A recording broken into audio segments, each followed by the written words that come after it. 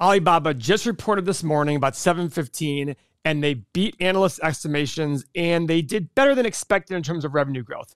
This is their press release from their actual investors center.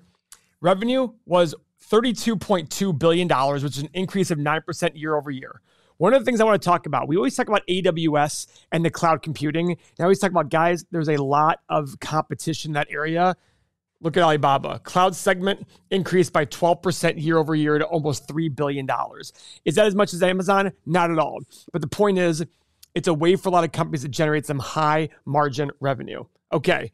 Annual active consumers for Alibaba around the world reached 1.3 billion users. And more importantly, Alibaba's most proud, they hit 1 billion in China alone. So even with COVID, even with all these other restrictions, because as you know, COVID's also increasing again in China, and they're doing more shutdowns, they still hit 1 billion users in China, which is awesome. Income from operations was $2.6 billion compared to a loss from last year of roughly $1.2 billion. Okay, so there's a lot of positives here for Alibaba. As the channel knows, I've been following Alibaba. I have positioned Alibaba. A lot of people in our community talk about Alibaba a lot.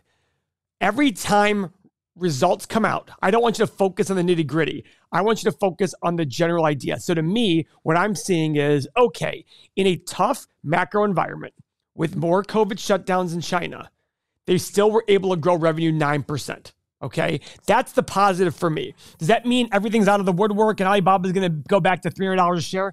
No, it does not mean that. Because remember, in the long run, a stock is a weighing machine. In the short run, it's a voting machine. So right now, we still have people concerned, theoretically, about US delisting China stocks here.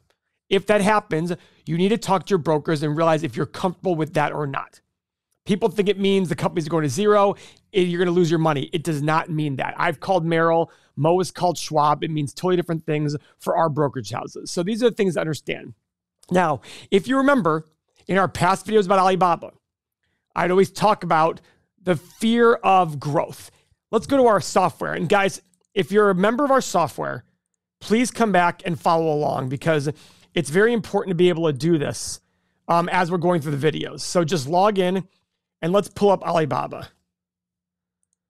So one of the things, I'm pulling up Stock Analyzer just to show the revenue growth of Alibaba over the last five years. 38.6% a year for the last 5 years. Now, I always said it's not a sustainable revenue growth model. And now we're seeing that Alibaba came out earlier this year and said, hey, wait a second, we're going to see 3 to 11% revenue growth year over year. And guess what they got? They got 9% revenue growth. They were at the high end of that range, but the point is you can't grow 38% a year forever. So for those people out there who bought the stock assuming massive revenue growth of 30+% a year, because I did it in the past, you're going to get disappointed. The bigger and bigger a company gets, the harder and harder it is to grow. Does that mean that this is a bad? No, it just means you have to make every investment's a present value of all future cash flow. And if you assume that cash flow is going to grow based on revenue growth of 30% a year, I hate to break it to you, you're going to be disappointed. That's why in our community, I encourage being conservative. Don't sit there and assume the best of all situations. As a value investor, my job is to make reasonable assumptions and buy when the market is telling the price of the stock in the market is less than those reasonable assumptions would dictate.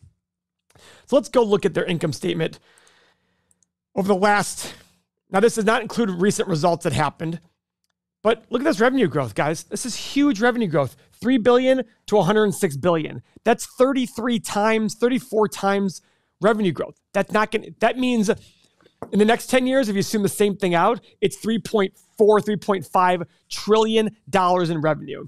Is that likely? No, probably not. So how do we sit here and factor in other things?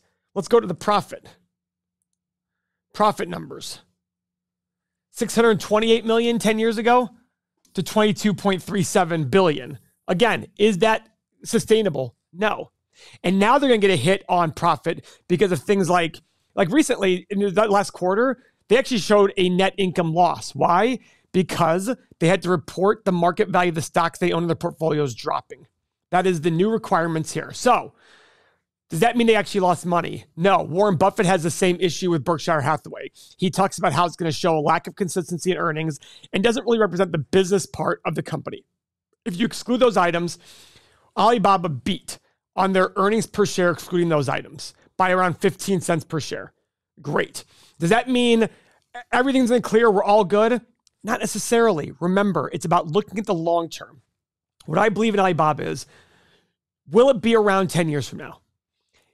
If the answer is yes, next question. Do I think the revenue will be higher or lower than it is today? The answer is higher. Will the profit be higher or lower than it is today? Answer is higher. Then my next and final question is, can I buy it for a reasonable price today, assuming all those things? If the answer is yes to all those, my personal decision is I want to buy the stock. That's the logic behind it. If you're scared to buy the stock, are you reacting because the market price is going down? Remember, all Chinese companies have gone down lately. Why? Because of all the fears of delisting.